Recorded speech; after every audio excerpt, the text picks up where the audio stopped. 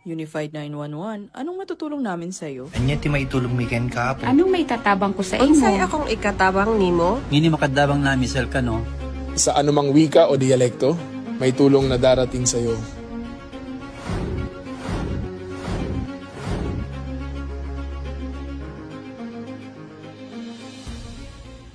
Lilingkod sa bawat Pilipino at magbibigay ng tamang impormasyon para sa tahimik at maayos na Pilipinas. Police News Network, alagad ng batas, tagapagtaguyod ng balitang pulis, sandigan ng mamamayan, patnubay ng katotohanan.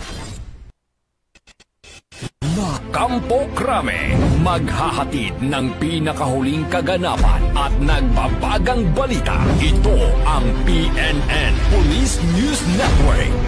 At ngayon, ang inyong mga tagapagbalita. Magandang araw, bagong Pilipinas.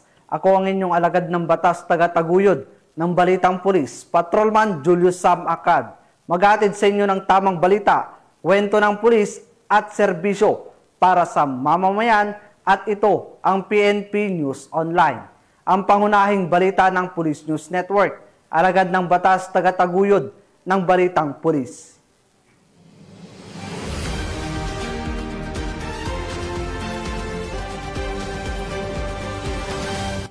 Narito ang mga balitang dapat niyong abangan.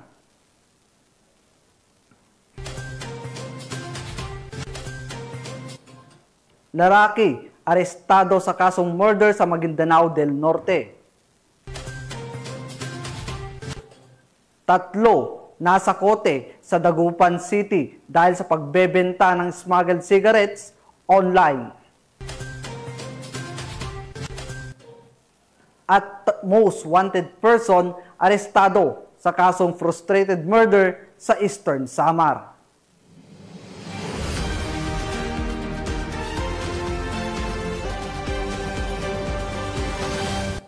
Narito ang balitang hatid ng ating PNN correspondents mula sa iba't ibang panig ng bansa.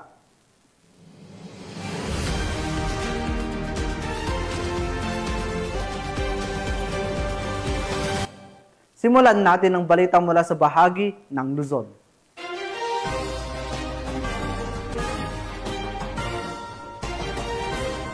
Tatlong individual ang naaresto sa kinasang operasyon ng mga otoridad laban sa online bentahan ng smuggled na sigarilyo sa Dagupan City, Pangasinan. Magbabalita dyan si Patrolwoman Mary Grace Artizuela.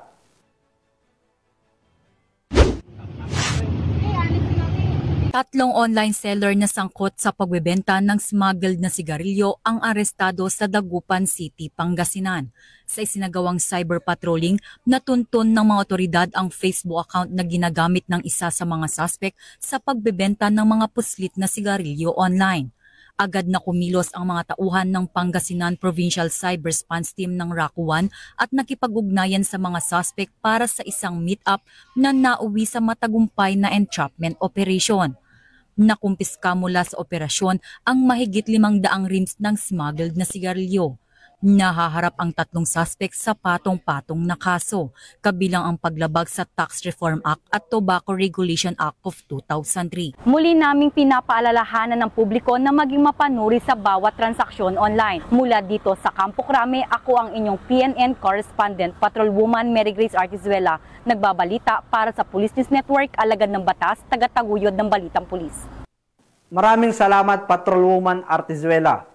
Kulungan ang bagsak ng isang minor de edad at 2 pang suspect matapos maaresto sa sinagawang bypass operation sa Aringay PNP sa La Union.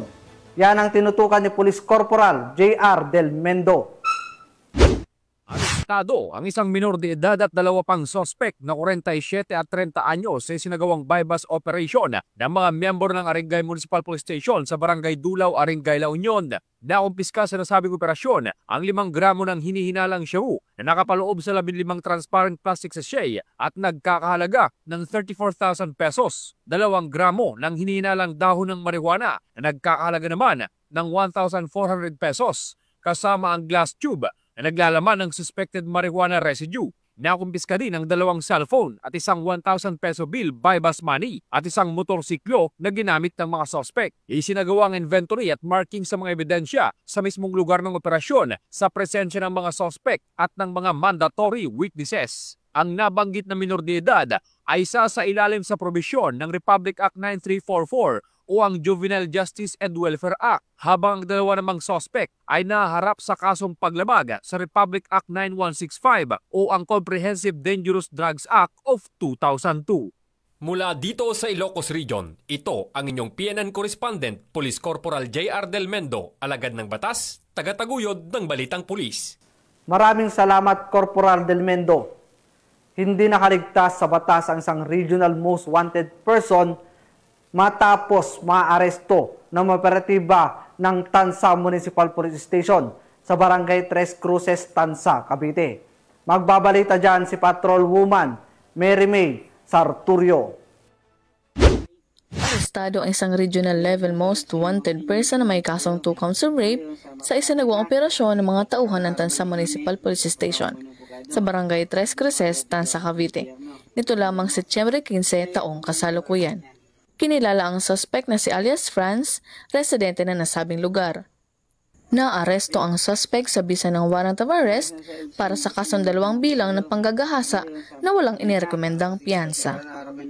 Kasalukuyang nasa kustodiya ng Tansa Municipal Police Station ang suspect para sa kaukulang dokumentasyon at tamang disposisyon. Ang pag-aresto sa suspect ay patunay ng patuloy na kampanya ng Cavite Police Provincial Office para protektahan ang komunidad at bigyang katarungan ng mga biktima ng karumal-dumal na krimen. Mula rito sa Calabarzon, ang Police News Network Correspondent, Patrol Woman Mary May Sarturio, alagad ng batas, tagataguyod ng Balitang Pulis. Maraming salamat, Patrol Woman Sarturio. Sa isang kinisang bypass operation ng mga otoridad sa bayan ng Mamburao Occidental, Mindoro, naaresto ang isang lalaki na may sangkot sa pagbebenta ng iligal na droga. Yan ang tinutukan ni Patrol Woman Abigail Datu.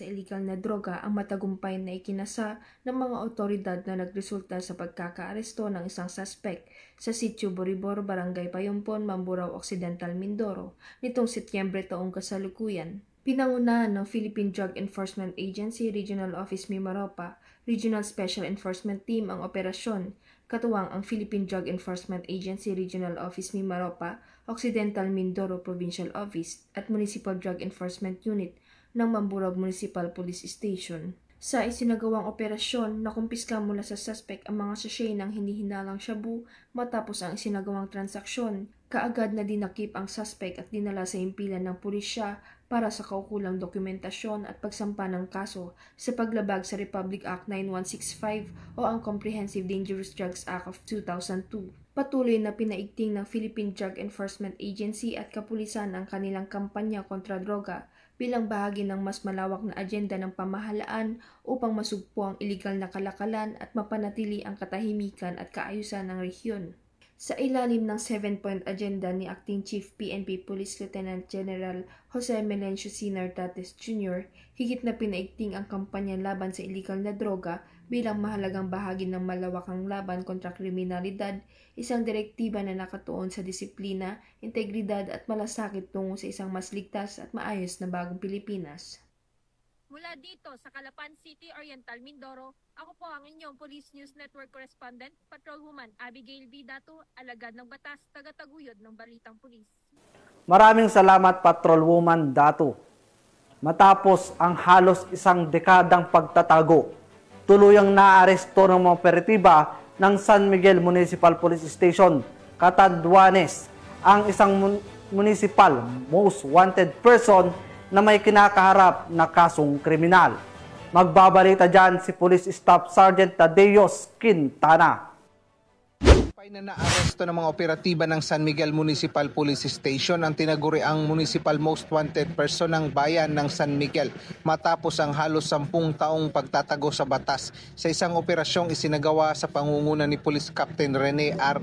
Albao, officer in charge ng nasambit na himpilan, katuwang ang CIDG Regional Intelligence Unit ng Memaropa, Buwak MPS, Marinduque PPO at Maritime Marinduque. Nito lamang Setyembre 11 taong kasalukuyan.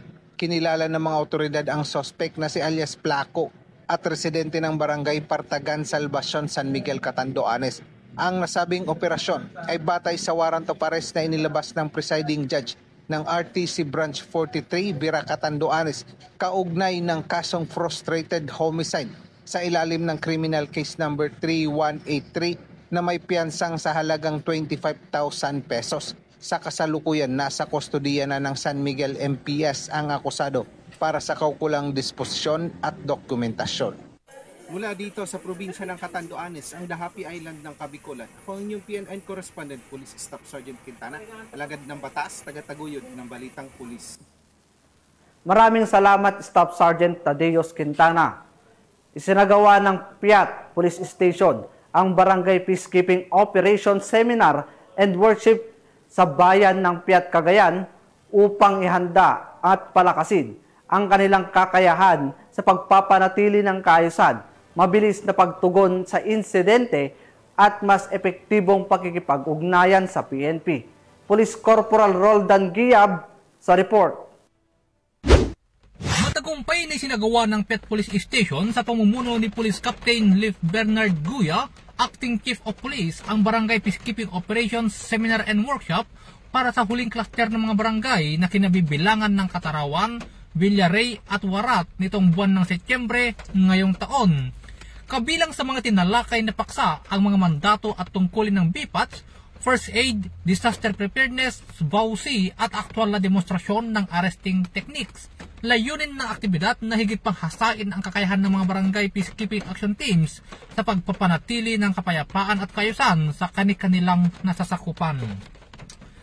Nakiisa sa nasabing pagsasanay ang mga tauhan ng 202nd Maneuver Company ng Regional Mobile Force Battalion 2, Bureau of Fire and Protection, mga punong barangay at mga kinatawan mula sa LGU Piat bilang suporta sa programa ng kapulisan. Ayon kay Police Captain Guya, ang BPATS ang katuwang ng kapulisan sa pagbibigay ng agarang aksyon at serbisyo sa mga barangay. Sa pamamagitan ng ganitong pagsasanay, mas napapalakas ang kanilang kakayahan upang matiyak ang kaligtasan at kapayapaan ng komunidad. Sa pamamagitan ng mga inisyatibong tulad nito, patuloy na pinalalakas ng Piat Police Station ang ugnayan at pagtutulungan sa mga barangay at iba't ibang ahensya ng pamahalaan upang matiyak ang isang ligtas, mapayapa at maunlad na pamayanan, kung saan ang mga BPATS ay nagsisilbing force multipliers ng kapulisan sa pagbibigay ng seguridad at kaayusan sa buong bayan. Mula dito sa lalawigan ng Cagayan, ako ang inyong PNN Correspondent, Police Corporal Giab, alagad ng batas, tagataguyod ng Balitang Pulis.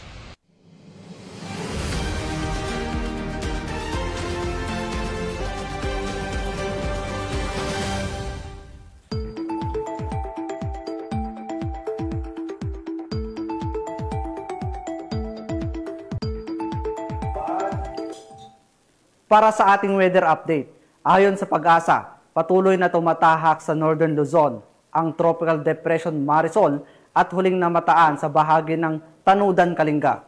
Taglay ang lakas na hangin na 55 km per hour, bugsong hanggang 90 km per hour at kumikilos pahilagang kanluran sa bilis na 15 km per hour.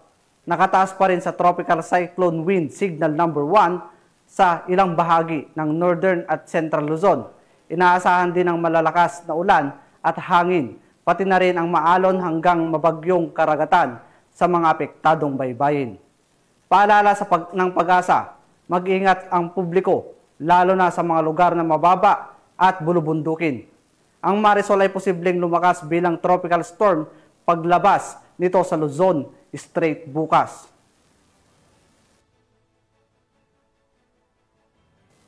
Tunghayan naman natin ang mabalita mula sa Visayas.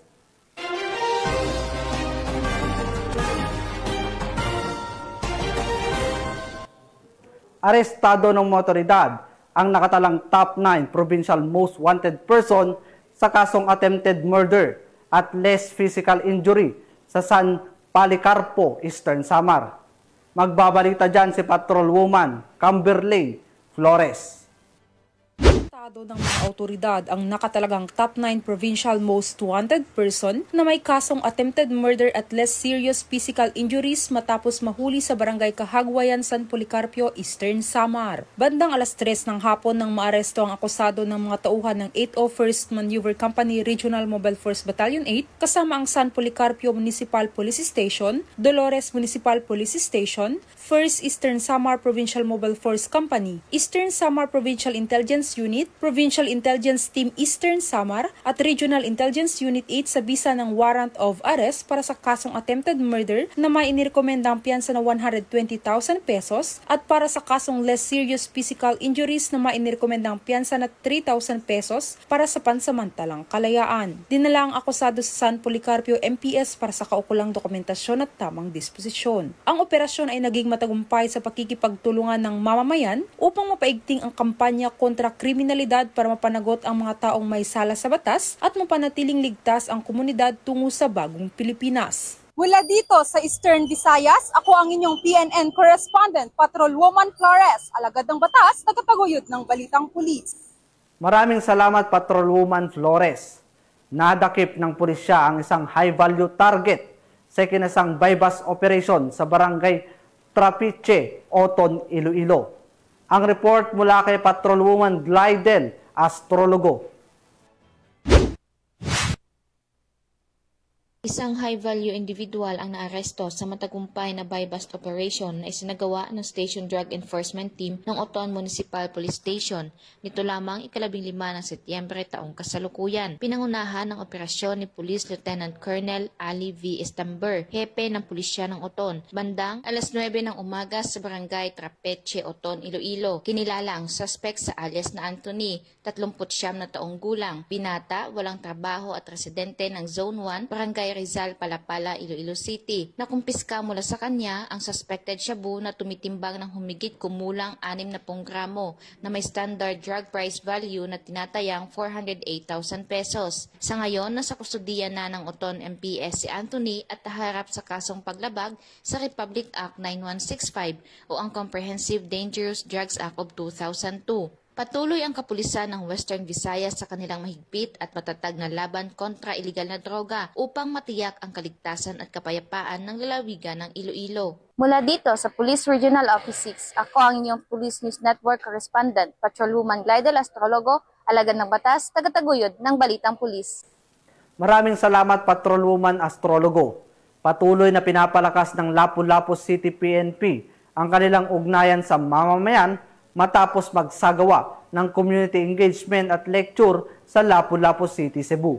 Yan ang balitang hatid ni Patrolwoman Annalyn Canoog.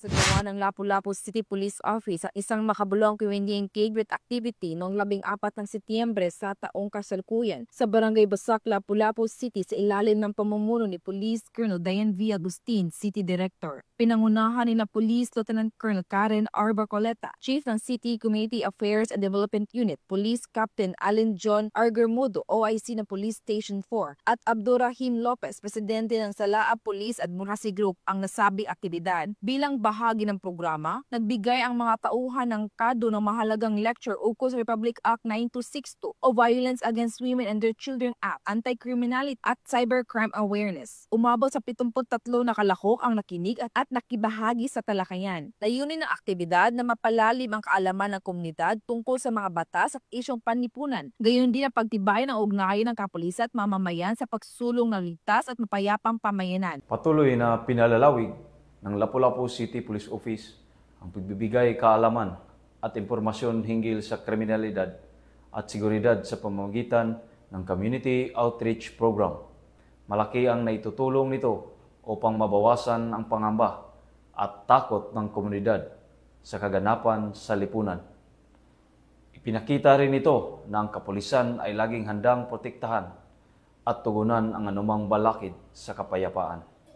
Sa pamamagitan ng pagbibigay impormasyon at pagbibigay diin sa kooperasyon ng bawat sektor, muling pinamala sa mga kapulisan ng Lapu-Lapu City ang kanilang dedikasyon, proteksyon at kapakanan ng publiko. Mula dito sa Central Visayas, ako ay yung PNN correspondent, Patrolwoman Annalyn N. Canoog, alagad ng batas, tagataguyod ng Balitang Pulis.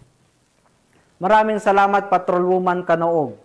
Narito naman ang mabalita mula sa bahagi ng Mindanao.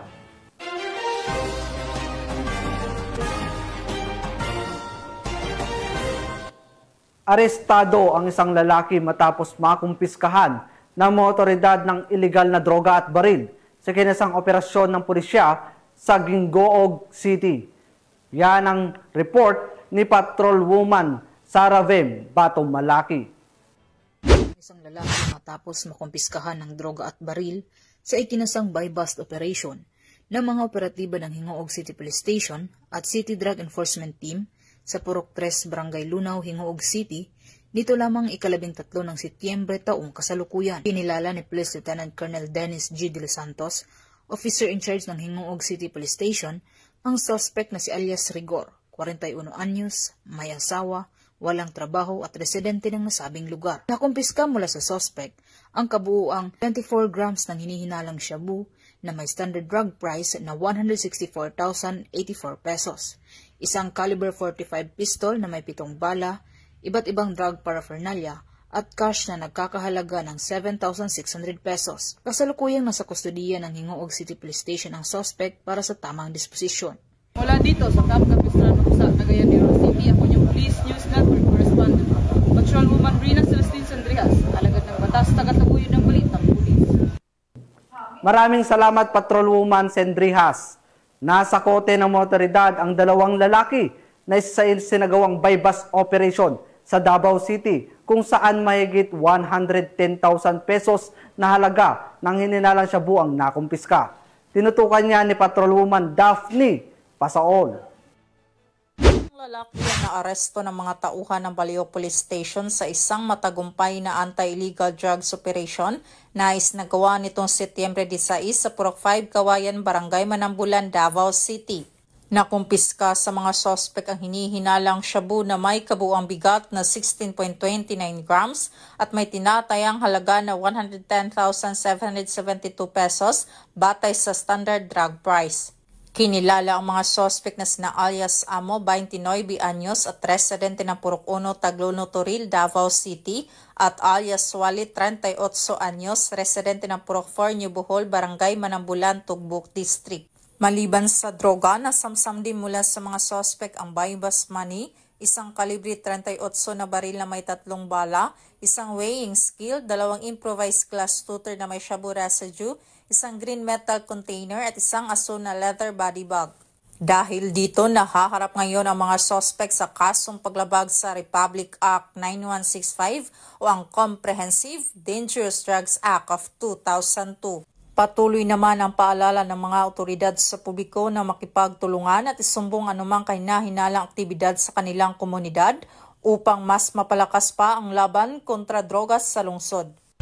Mula dito sa Police Regional Office 11, ako ang inyong PNN Correspondent, Patrolwoman Daphne Pasaol, alagad ng batas, tagataguyod ng balitang pulis. Maraming salamat Patrolwoman Pasaol. Nasamsam ng mga otoridad ang mahigit 100,000 pisong halaga ng hininalang shabu sa kinasang operasyon sa Surigao del Sur na nagresulta sa pagkakaaresto ng 2 suspect. Patrolwoman K. Francisco sa report.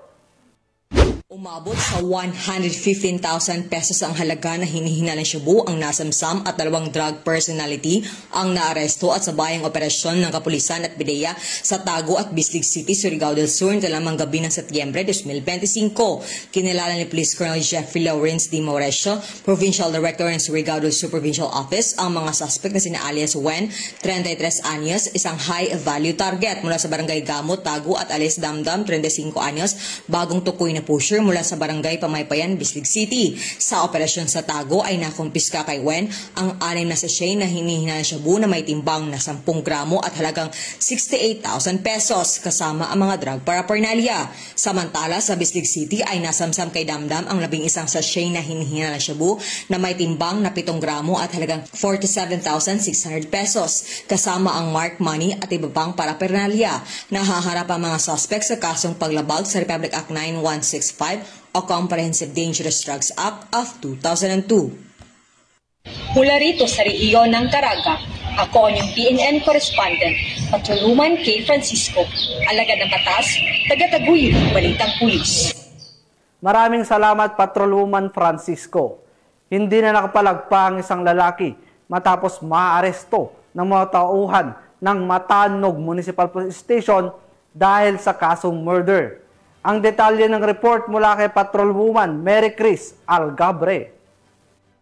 Arestan ang isang individual matapos ihain ng warrant of arrest sa kasong murder ng Matanog Municipal Police Station sa sitio Kumakabong Barangay Bayanga Sur, Matanog, Maguindanao del Norte. Nito lamang ika-15 ng Setyembre taong kasalukuyan. Kinilala ni Police Captain Junior S. Abas, Chief of Police ng Matanog MPS, ang suspect na si Alias Moss, 31 anyos na residente ng naturang lugar. Bandang alas 10:17 ng umaga ng nasabing petsa ng isagawa ng Matanog MPS at Maguindanao del Norte Police Provincial Office ang service of warrant of arrest laban sa nabanggit na suspect sa kasong frustrated murder na inisyo ni Honorable Kasan K. Abdul Rahman, Executive Judge, 12 Judicial Region RTC Branch 27, Cotabato City, noong Hunyo 22, 2020 na may itinakdang piyansang 200,000 pesos. Ang naarestong suspect ay dinala sa Matanog Municipal Police Station para sa kaukulang dokumentasyon at tamang disposisyon. Ang pambansang pulisya ng Pilipinas ay patuloy sa kampanya nito laban sa kriminalidad at pagdakip sa mga most wanted person na nagtatago sa batas.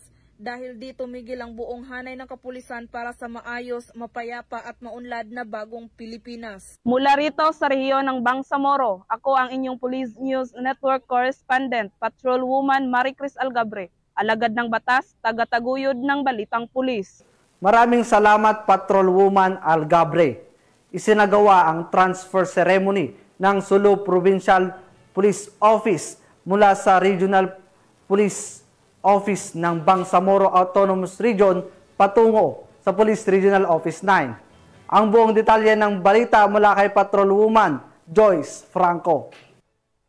Isayang hakbang ang naganap matapos na formal na pangasiwaan ng Police Regional Office 9 ang Sulu Police Provincial Office alinsunod sa Executive Order No. 91 na nagtalaga sa lalawigan ng Sulu bilang bahagi ng Region 9 sa Zamboanga Peninsula. Idinaos ang turnover ceremony sa Camp Hulasirin A. Kasim sa Barangay Astorias, Hulusulu bilang simbolo ng mas pinatatag na mandato ng Pro-9 sa pagpapanatili ng kapayapaan, seguridad at katatagan sa rehiyon. Dumalo sa naturang seremonya si Honorable Abdusakor A. Tan II, Gobernador ng Sulu bilang panauhing pandangal at tagapagsalita. Pinangunahan naman ang aktibidad ni Police Major General Attorney Lex Ephraim C. Gura, Director for Plans or TDPL. Kinatawan ng Police Regional Office 9 sina Police Brigadier General Elizar P. Mata, Regional Director, Police Colonel Narciso C. Paragas, Acting Deputy Regional Director for Operations, at Police Colonel Elmer S. Lim, Acting Chief of Regional Staff, kasama ang iba pang mahalagang opisyal ng rehiyon. Ayon sa Pro-9, ang paglipat na ito ay hindi lamang simpleng administratibong hakbang, kundi patunay din ng tiwala at kumpiyansa ng pambansang punong himpilan sa kakayahan ng Pro-9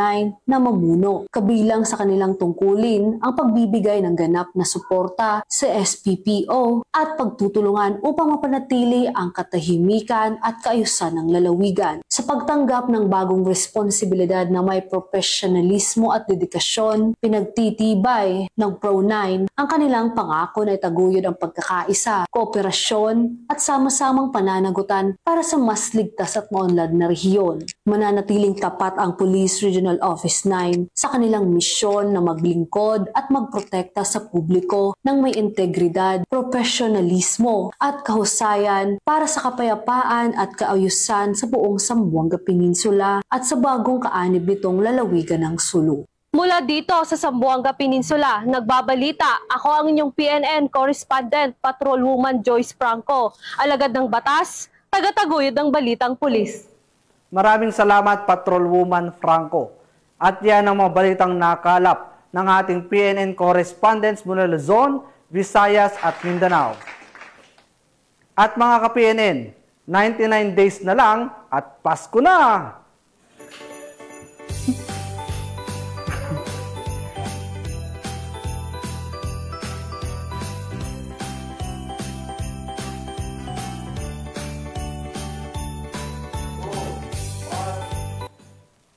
at sa ngalan ng pamunuan ng Philippine National Police sa pangunguna ni Acting Chief PNP Police Lieutenant General Jose Merencio Nartates Jr. at sa pamumuno ni President Ferdinand Bongbong Marcos Jr. Kami ay maglilingkod sa bawat Pilipino at magbibigay ng tama at balansing balita. Mula rito sa tanggapan ng tagapag-ugnay ng Pambansang Pulisya, kami ang inyong alagad ng batas taga-taguyod ng Balitang Pulis. Ako ang inyong tagapag-ugnay, Patrolman Julius Sam Acad, maghatid sa inyo ng tamang balita, kwento ng pulis at serbisyo para sa mamamayan, at ito ang PNP News Online, ang pangunahing balita ng Police News Network.